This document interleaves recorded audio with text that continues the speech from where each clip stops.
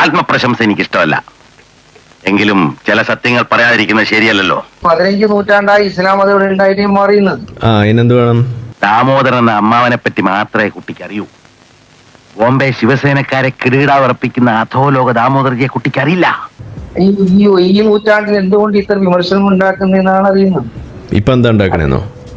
ഇപ്പൊ നിങ്ങൾ ആരിഫ് എന്ന വ്യക്തി, അത് മാത്രമല്ല ഇപ്പൊ മറ്റുള്ളവർക്ക് തെറ്റിദ്ധരിപ്പിക്കുന്ന രീതിയിൽ നിങ്ങൾ ഈ പ്രചരണം നടത്തുന്നത്. ഞാൻ എന്താ തെറ്റിദ്ധരിപ്പിച്ചേ? അതൊരു വലിയ കഥയാണ്. മറ്റുള്ള മത അങ്ങനെ ചെയ്തു ഇങ്ങനെ ചെയ്തു, പിന്നെ ഖുർആൻ അങ്ങനെ ഉണ്ട് ഇങ്ങനെ ഉണ്ട്, അവിടെ പെരടിക്ക് വെട്ടാൻ അതിലുണ്ട്.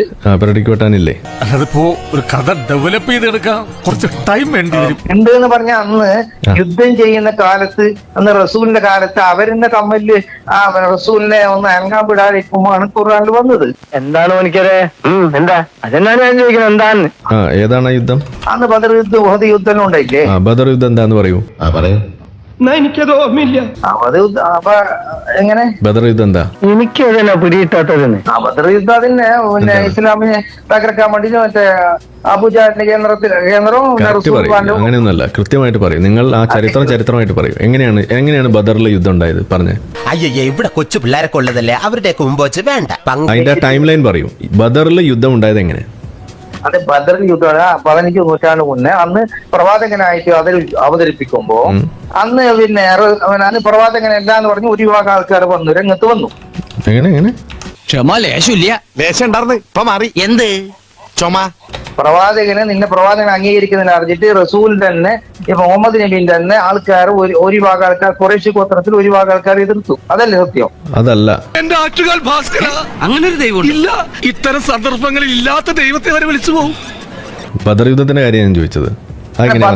അന്ന് യുദ്ധം കുറെ നടന്ന് അവസാനം യുദ്ധമായി.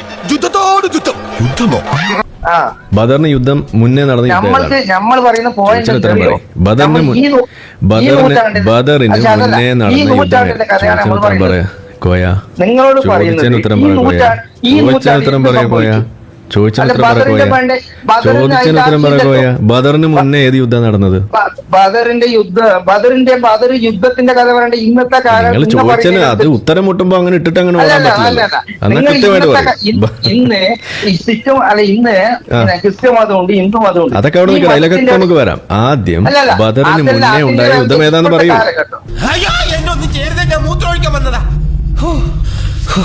അല്ലാന്ന് ഇന്ന് ബദർ യുദ്ധം, ഉഹദ് യുദ്ധത്തിന് മറ്റു ജനങ്ങളവിടെ ചിന്തിക്കുന്നില്ലല്ലോ. നിങ്ങളല്ലേ ഇപ്പൊ അത് പറഞ്ഞത്? ഞാനാണോ? അല്ല, അത് ചിന്തിക്കുന്നില്ലല്ലോ. പറഞ്ഞത് അല്ല, നിങ്ങൾ പറയുന്നുണ്ട്. ഞാൻ വീഡിയോ കേൾക്കുന്നുണ്ട്. നിങ്ങളൊന്ന് അടങ്ങ്. അല്ല, അതങ്ങനല്ല ഞാൻ പറയുന്നത്. ഞാൻ വെയിറ്റർ അല്ല സാർ, ഞാൻ പുള്ളിയുടെ പട്ടിയുടെ കൂടെ അങ്ങനെ ഒന്ന് കേൾക്ക്. ഓക്കെ, ഞാൻ പറയുന്നത് മറ്റുള്ള മതത്തിന്റെ അതിലേക്ക് വരുന്നത്. അപ്പൊ ഞാൻ പറഞ്ഞു എന്ത് തെറ്റിദ്ധരിപ്പിക്കുന്നു എന്ന് നിങ്ങൾ പറയുമ്പോൾ അതിനൊരു തെളിവ് വെക്കാൻ പറഞ്ഞു. അപ്പോഴാണ് നിങ്ങൾ പെരടിക്ക് വെട്ടുന്ന കാര്യം പറഞ്ഞത്. അപ്പൊ ഞാൻ ചോദിച്ചു എപ്പോ പറഞ്ഞതാണത്? അപ്പൊ നിങ്ങൾ പറഞ്ഞു അത് ബദറിന്റെ സമയത്താണ്. അപ്പൊ ഞാൻ നിങ്ങളോട് ചോദിച്ചു ബദറിന്റെ ടൈം ലൈൻ പറയാൻ പറഞ്ഞു. അപ്പൊ നിങ്ങൾ പറഞ്ഞു അതിന് മുന്നേ നടന്ന യുദ്ധത്തിന്റെ ബാക്കിയാണെന്ന് പറഞ്ഞു. അത് അപ്പൊ ഞാൻ നിങ്ങളോട് ചോദിച്ചു ബദറിന് മുന്നേ നടന്ന യുദ്ധം ഏതാണ്? പറയും, ഏതാണ് ബദറിന് മുന്നേ നടന്ന യുദ്ധം? അതായത് ബദർ യുദ്ധം, നിങ്ങൾ അങ്ങനെ എല്ലാം കൂടി പറഞ്ഞാൽ ശരിയല്ലല്ലോ. കൃത്യമായിട്ട് പറയൂ. നിങ്ങളെല്ലാം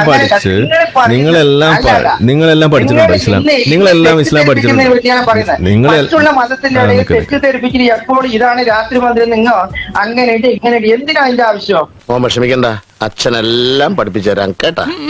ഈ നൂറ്റാണ്ടിന്റെ കാര്യം ഞാൻ പറയട്ടെ, 2-3 വിഷയം പറയട്ടെ. ഈ നൂറ്റാണ്ടിൽ എന്തായാലും ഈ നൂറ്റാണ്ടിൽ എന്തായാലും ഞാൻ സംഭവം പറയട്ടെ, അത് ഞാൻ നിങ്ങൾ മറുപടി പറയൂ. നമുക്ക് കാട്ടാപ്പിളിനെ വെടിവെച്ചിരുന്ന് കാണാം. മറുപടി പറയൂ.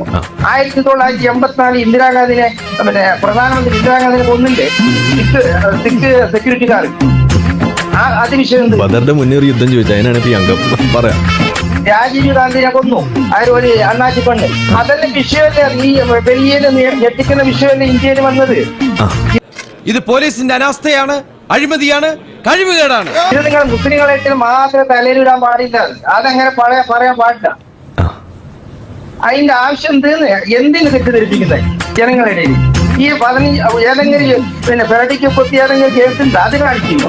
ഈ 14 നൂറ്റാണ്ടായിട്ട് ഈ മുസ്ലിങ്ങൾ മറ്റാ മുസ്ലിങ്ങളെ എന്തെങ്കിലും പ്രകടിക്ക് പറ്റിയ ഒരു കേസ് അല്ലെങ്കിൽ കോടതി ഉണ്ടാക്കി 15 നൂറ്റാണ്ടായല്ലോ. ഞങ്ങൾ ഖുർആൻ ഭജനാണ് കേൾക്കുന്നത്. ആ ഭജനത്തെ അടിസ്ഥാനത്തിൽ നിങ്ങൾ വെട്ടിയെന്ന് ആരെങ്കിലും ഇവിടെ തെളിവ് കൊടുക്കാൻ പറ്റുമോ?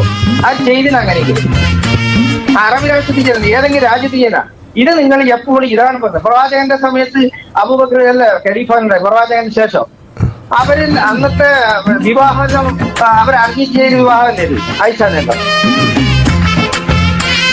അന്ന് ചെയ്ത വിവാഹം ആ കാലഘട്ടത്തിൽ അവർ ചെയ്ത് അവര് പ്രവാചകനെ എതിർക്കുന്ന ആ സമയത്ത് എതിർക്കട്ടില്ല. നിങ്ങൾ ഇപ്പൊ ഈ 15-ാം നൂറ്റാണ്ട് വന്നിട്ട് എന്തിനാണ് എതിർക്കുന്നതെന്നാണ് ഞാൻ ചോദിക്കുന്നത്. അയാൾ നമ്മൾ വിചാരിച്ച ഒരു കച്ചവടക്കാരനല്ല. Very nice fellow. ഒരു ഭാര്യയും ഭർത്താവും കൂടി ഇങ്ങനെ പോവുക. അപ്പൊ ഹബീബായ സല്ലല്ലാഹു അലൈഹി വസല്ലം പറഞ്ഞു ഓളാടന്നോട്ടെ എന്ന്. ഹബീബായ തങ്ങൾ കെട്ടാൻ ആഗ്രഹിച്ചു പോയാൽ ആ ഭർത്താവ് തൊലാക്ക് ചൊല്ലൽ നിർബന്ധമാണ്. കഴിഞ്ഞ എന്റെ ചോദ്യം അത് ഈ 15 നൂറ്റാണ്ട് അന്ന് സഹാബാക്കൾ ഇവരെല്ലാം പ്രവാചകനെ എതിർത്ത് അന്ന് അവിടെ എഴുതി വെച്ചിട്ടുണ്ടല്ലോ. പ്രവാചകന് 9 വിവാഹം കഴിക്കുമ്പോൾ അവർ തടയത്തില്ലേ? എന്നെ നീ വിവാഹം കഴിക്കാൻ പാടില്ല പ്രവാചകരെ എന്ന് പറയത്തില്ലേ? ഇത് നിങ്ങൾ ഇപ്പൊ വന്നിട്ട് ഈ സമയത്ത് വന്നിട്ട് എന്തിനു നിങ്ങൾ തെറ്റിദ്ധരിപ്പിച്ചിട്ട് ജനങ്ങളുടെ ഇടയിൽ വന്നേ?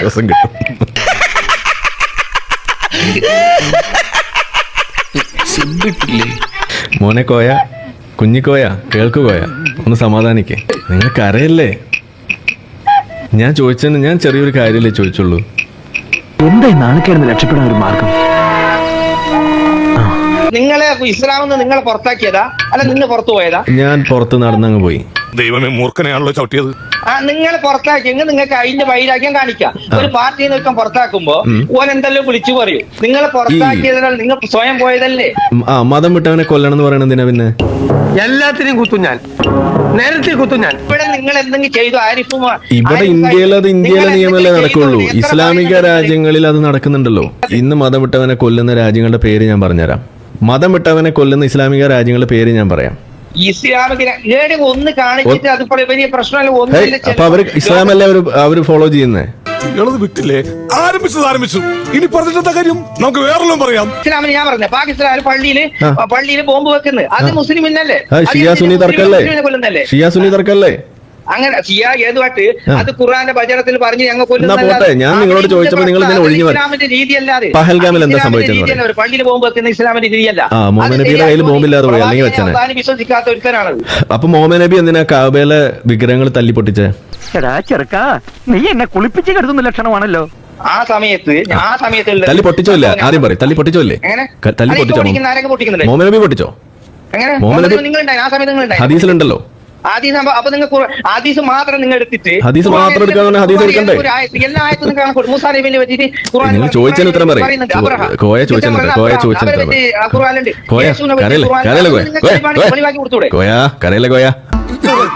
കൈവിട്ട് പോയ ആശാന്. മുഹമ്മദ് നബി വിഗ്രഹങ്ങൾ തല്ലി പൊട്ടിച്ചിട്ടുണ്ടോ ഇല്ലേ? നമ്മളവിടെ കണ്ടിട്ടില്ല പൊട്ടിച്ചത്. അപ്പൊ താൻ നേരിട്ട് കാണുന്നത് മാത്രമേ വിശ്വസിക്കൂ. അതെ. ഹദീസിലുണ്ടോ ഇല്ലേ? ഹദീസ് ഉണ്ടെങ്കിൽ നിങ്ങൾ അപ്പൊ ഹദീസിലുള്ളത് നിങ്ങൾ എടുക്കൂലേ? ഹദീസിലുള്ളത് നിങ്ങൾ എടുക്കൂലേ? ഹദീസിലുള്ളത് നിങ്ങൾ എടുക്കൂലേ? നമ്മൾ ഖുർആനിൽ എന്ത് മറ്റുള്ള ഉപദ്രവിക്കണമെന്ന് പറഞ്ഞില്ല. അയൽക്കാരങ്ങ സായിക്കോടെ പറയുന്നു ഖുർആനിൽ. അപ്പൊ ഇബ്രാഹിം നബി വിഗ്രഹങ്ങൾ തല്ലിപ്പൊട്ടിച്ചതിനെ കുറിച്ച് ഖുർആനിലില്ലേ? എങ്ങനെ? ഇബ്രാഹിം നബി വിഗ്രഹങ്ങൾ തല്ലിപ്പൊട്ടിച്ചു എന്ന് പറയാൻ ഇബ്രാഹിം നബി പൊട്ടിച്ചിട്ടില്ലേ? അപ്പൊ ഇബ്രാഹിം നബി ആ കാലഘട്ടത്തിൽ അപ്പൊ ആ കാലഘട്ടത്തിൽ അത് പൊട്ടിച്ച ഓക്കെയാണ്. ഇന്നത്തെ കാലഘട്ടത്തിൽ പൊട്ടിക്കാൻ പാടില്ലെന്നാണോ? അതാ പറയണേ. അപ്പൊ അന്നത്തെ കാലഘട്ടത്തിൽ പൊട്ടിച്ച കുഴപ്പമില്ല, ഇന്ന് പൊട്ടിക്കുമ്പോഴാണ് പ്രശ്നം. അതാണോ? അങ്ങനെയില്ല.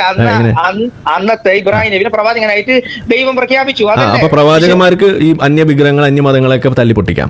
ഇതൊരു മാതിരി തറ പരിപാടിയായി പോയി. എന്റെ ജീവിതം കുട്ടിച്ചോറാക്കാനാണ് അച്ഛന്റെ ഉദ്ദേശം.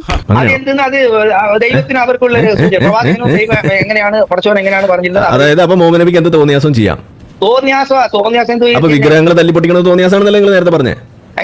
നിങ്ങളല്ലേ നേരത്തെ പറഞ്ഞത് ഈ പള്ളിയിൽ ബോംബ് വെക്കുക, മറ്റു മതങ്ങൾ ഇതേപോലെ ചെയ്യുക, ഇതൊക്കെ തെണ്ടിത്തരാണ്, അതൊക്കെ ഞാൻ ചെയ്യുന്നു, ലിയാക്കത്ത് ചെയ്യുന്നു, വളരെ മോശമാണെന്ന് പറഞ്ഞു. പക്ഷെ മുഹമ്മദ് നബി ചെയ്തത് തന്നെയല്ലേ? മുഹമ്മദ് നബി ചെയ്തറിഞ്ഞ മുഹമ്മദ് നബി അന്നെങ്കിൽ ആ തലമുറക്കാർക്ക് ചെയ്യേണ്ട ആരെങ്കിലും ചെയ്തു. അപ്പൊ മുഹമ്മദ് നബി അത് ചെയ്തത് ശരിയാണെന്നാണോ അപ്പൊ നിങ്ങൾ പറഞ്ഞത്? മുഹമ്മദ് നബി ചെയ്തത് ശരിയാണോ തെറ്റാണോ? മുഹമ്മദ് നബി ചെയ്തത് ശരിയാണോ തെറ്റാണോ ആദ്യം പറയും. മുഹമ്മദ് നബി ചെയ്തത് ശരിയാണോ തെറ്റാണോ? മുഹമ്മദ് നബി അത് ചെയ്തത് ശരിയാണോ തെറ്റാണോ? മുഹമ്മദ് നബി ചെയ്ത ഞാൻ കണ്ടിട്ട് എനിക്ക് തെളിവില്ല. തന്റെ അപ്പൂപ്പനെ താൻ നേരിട്ട് കണ്ടിട്ടുണ്ടോ? പക്ഷെ അങ്ങനെ ഒരു പ്രസ്ഥാനം ഉണ്ടായിരുന്നതായി താൻ വിശ്വസിക്കുന്നല്ലേ ഉള്ളൂ. ഹദീസ് മാത്രം നിങ്ങൾ എന്തെങ്കിലും രാജ്യം തുടങ്ങിയിട്ട് ഇത് എന്ത് അങ്ങനെ പറഞ്ഞു ഇങ്ങനെ ഹദീസിലുള്ള സാധനം ഇവിടെ ഉണ്ട്, നമ്മൾ എടുക്കും. വേണോ, വായിക്കണോ? ഒരു വായിക്കും വേണ്ട. ചോദിച്ചൊന്ന് ഉത്തരം ഉണ്ടെങ്കിൽ പറയില്ലേ, വെച്ചിട്ട് പോ, സമയങ്ങളല്ലേ. ഞങ്ങൾക്ക് സമയമില്ല. പറ്റുമോ കോയ? ചോദിക്കുന്നതിന് ഉത്തരം പറയൂ കോയ. തമ്മിൽ തെറ്റിക്കല്ല. നിങ്ങൾ തെറ്റിച്ചു. നിങ്ങളെ മമ്മതാണ് അമ്പലം പൊളിച്ചു തുടങ്ങിയത്. കാബ ഒരു അമ്പലമായിരുന്നു, അത് പിടിച്ചെടുത്തു. അവിടെ ഉണ്ടായിരുന്ന 360 വിഗ്രഹങ്ങളെ തല്ലി പൊട്ടിച്ചത് തുടക്കമിട്ടത് നിങ്ങളുടെ സ്വന്തം മമ്മതാണ്, അമ്പലപൊളിയൻ. ആ അമ്പലപൊളിയനെ നമ്മൾ എക്സ്പോസ് ചെയ്യും. അപ്പൊ വന്നിട്ട് വെറുതെ നിലവിളിച്ചിട്ട് കാര്യമില്ല. ഞാൻ നിങ്ങൾക്ക് അവസരം തന്നു. ഞാൻ പറഞ്ഞ സാധനം തെറ്റിദ്ധരിപ്പിക്കലാണ് എന്നുള്ളതിന് 3 ചാൻസ് ഞാൻ നിങ്ങൾക്ക് തന്നു. 3ാമത്തെ ചാൻസിലാണ് ഇപ്പൊ നിങ്ങൾക്ക് ഉള്ളത്. 2 കയ്യിൽ നിന്ന് പോയി, അവിടെ പൊളിഞ്ഞു. ഇനി നിങ്ങൾക്ക് ഒരവസരം കൂടി ഞാൻ തരുന്നു. ഒരവസരം കൂടി തരാം. ഞാൻ 10 വരെ എണ്ണാം. അതിനുള്ളിൽ നിങ്ങൾ പറയും ഞാൻ തെറ്റിദ്ധരിപ്പിച്ചതിന് ഒരു ഉദാഹരണം. ഒരു ഉദാഹരണം വേണ്ട. ഒരു ഉദാഹരണം പറയും. ഒരു ഉദാഹരണം വേണ്ട. വേണ്ടെങ്കിൽ എന്നാ വെച്ചിട്ട് പോ. ഇന്നിനി വയ്യ, നാളെ വന്നും ബാക്കി വാങ്ങിച്ചോളാം.